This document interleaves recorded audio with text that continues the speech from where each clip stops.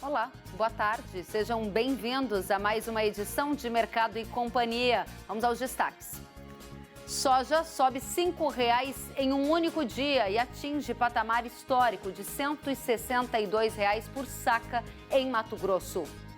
Com alta nos custos da ração, a Associação Brasileira de Proteína Animal pede ao governo a retirada da TEC para grãos. A medida tem o objetivo de facilitar a importação até a entrada da nova safra. Você vai ver também que outubro começou com um recorde de calor. E com o tempo seco e quente, produtores que plantaram no pó relatam preocupação. Então nós temos que arriscar um pouco, mas dá medo. Tudo isso nessa edição que já está no ar.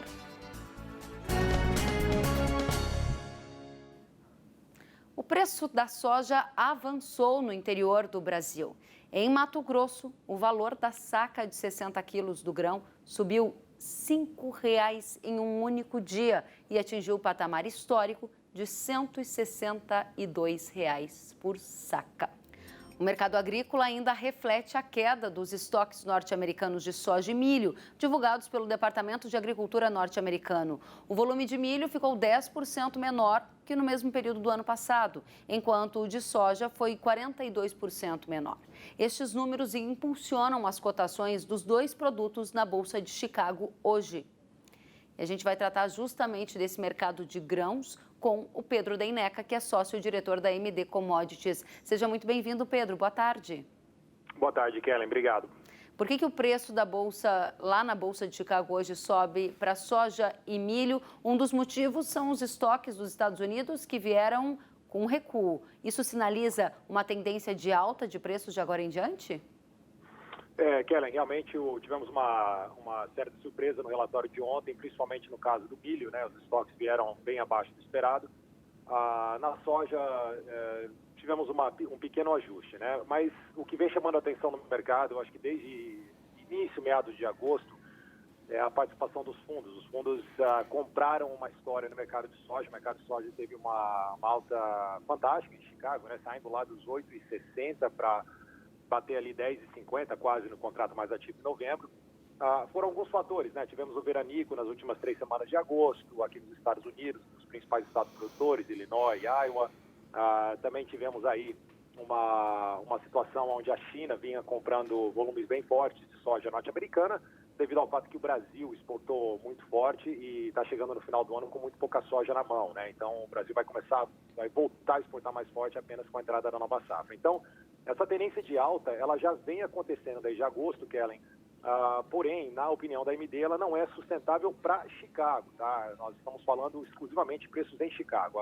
Os fundos estão realmente muito esticados, muito comprados. Apesar de estoques menores aqui dos Estados Unidos, uma coisa são estoques menores do que esperado. Outra coisa são estoques apertados. Nós não temos estoques apertados, tá? É claro que o mercado também monitora a chegada ou não das chuvas nesse início de safra no Brasil, é algo que está chamando a atenção de todos. Então, por agora, o mercado deve se manter relativamente sustentado, mas uma vez que o mercado compreender o potencial produtivo das safras no Brasil e também que aqui nos Estados Unidos, quem sabe o veranico, né, que aconteceu ali, talvez não tenha afetado as lavouras tão fortemente quanto o mercado precificou, essa posição muito alta de compra dos fundos pode tornar preços suscetíveis aí a recuos um pouco mais fortes, mas ainda longe do que a gente chegou lá em agosto, tá, Kelly? Nós estamos falando agora de um piso, entre aspas, no mercado de Chicago, em volta aí de 9,30, 9,50, 9,60. Vai ser difícil ver preços muito menores do que isso, até a confirmação da safra sul-americana lá no início do ano que vem. Então, por agora, o mercado deve estar relativamente sustentado, mas não significa que vamos manter esses níveis de preço durante muito tempo, na nossa opinião. O que mudaria essa situação na sua avaliação, dado que a gente vê um apetite chinês bastante significativo para commodities agrícolas? A gente vê, por exemplo, o principal produtor de soja do mundo, que é o Brasil, atingir preço de R$ 162,00 por saca, base Rondonópolis, Mato Grosso, é o maior patamar da história. E esse cenário de escassez é apontado como algo que vai continuar até a entrada da safra brasileira. Essa escassez de soja no mundo não sustenta uma tendência de alta também em Chicago, Pedro? Kellen, que não há escassez no mundo, há uma escassez no Brasil. Os Estados Unidos têm soja de sobra para vender agora, tá? Então, essa é a diferença que a gente tem que sempre colocar.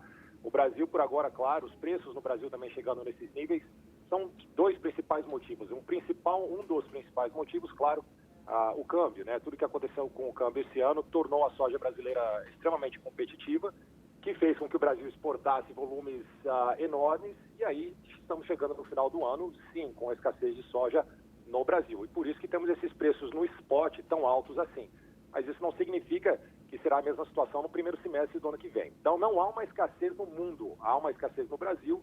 A China vem comprando forte? Vem. Só que os Estados Unidos têm espaço para exportar bem mais ainda para a China, sem causar um problema maior para estoques por aqui. Então, esse é o diferencial que o produtor tem que entender. Legal, preços estão em alta, vamos aproveitar, mas é sempre bom entender por que os preços subiram e esses motivos são suficientes para manter os preços aqui ou não. Aí, rapidamente, você fez uma pergunta ali, o que mudaria essa visão?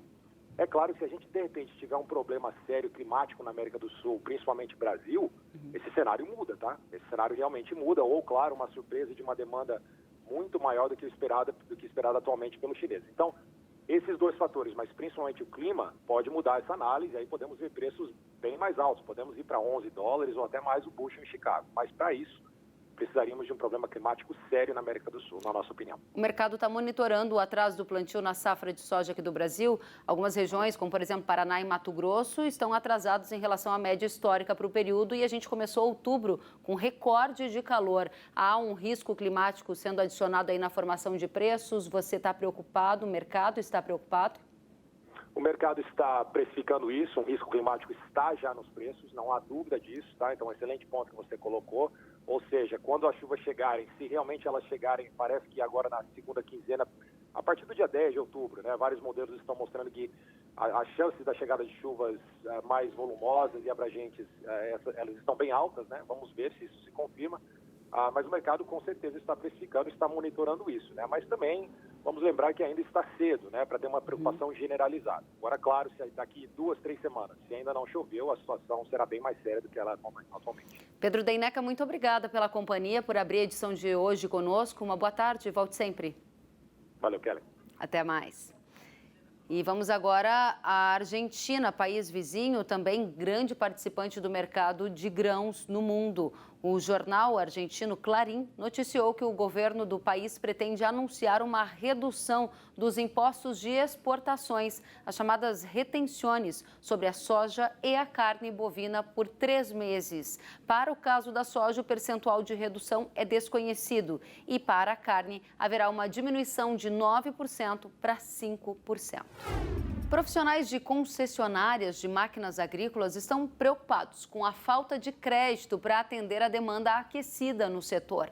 Vale lembrar que o BNDES já informou que recursos para a linha de financiamento Inovagro, que é aquela destinada à inovação tecnológica na produção agropecuária, estes recursos estão esgotados. No caso do Pronaf Investimentos, a suspensão ocorreu nas linhas de crédito com taxas de juros pré-fixadas, de até 4% ao ano.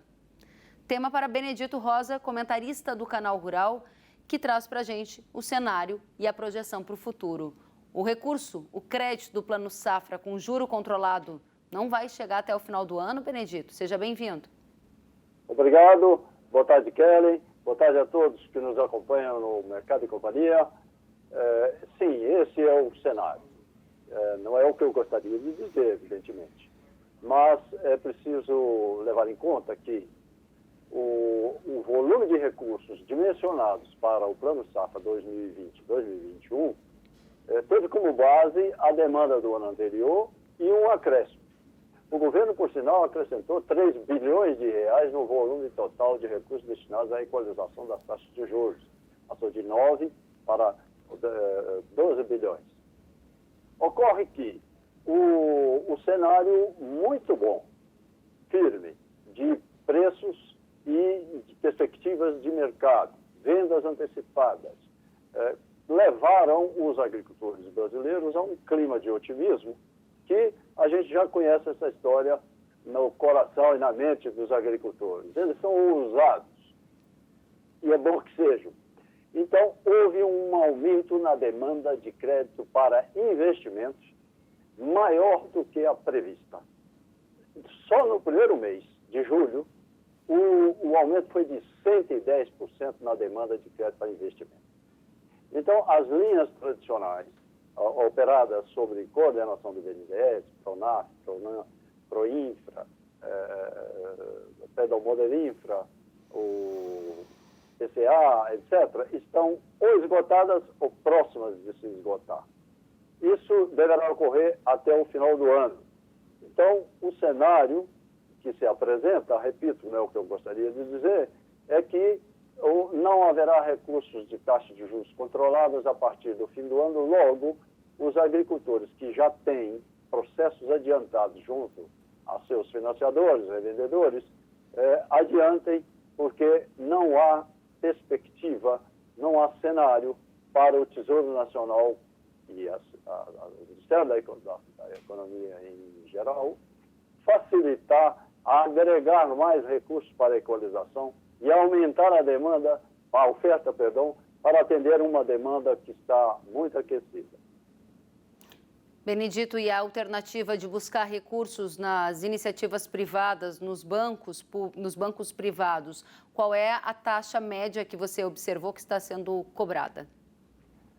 Kelly, tecnicamente, isso vale para todos os setores, quando a demanda supera a oferta, há um ajuste nessa curva e se os recursos oficiais estão se esgotando, se a demanda está aquecida, o que deverá ocorrer é uma pressão dos agricultores junto aos bancos por novos empréstimos e uma resposta de oferta de recursos a taxas de juros maiores. Hoje, praticamente, os bancos privados estão cobrando na faixa de 11%, 12%, mas pode até aumentar, porque quando aumenta a demanda, o setor responde. E também tem uma outra variável, Kelly. Os bancos privados têm menos interesse pela linha de crédito e financiamento. Longo prazo, tem mais risco, etc. Eles têm mais simpatia e oferecem mais recursos para o crédito de custeio. Justamente por isso o governo entra com linhas de financiamento para as linhas mais importantes. Nesse sentido, eu entendo que haverá, doravante, até o novo Plano Safra, uma seleção de um cobertor muito curto para atender o que são linhas de crédito essenciais, como o Pronaf, pequeno produtor, e alguma outra linha indispensável. Fora daí, acho que, infelizmente, o produtor vai ter que procurar o recurso de mercado. Obrigada, Benedito Rosa, pela presença, pela análise. Uma boa tarde para você. Obrigado a todos. Sentiu falta de algum conteúdo? Acesse canalrural.com.br.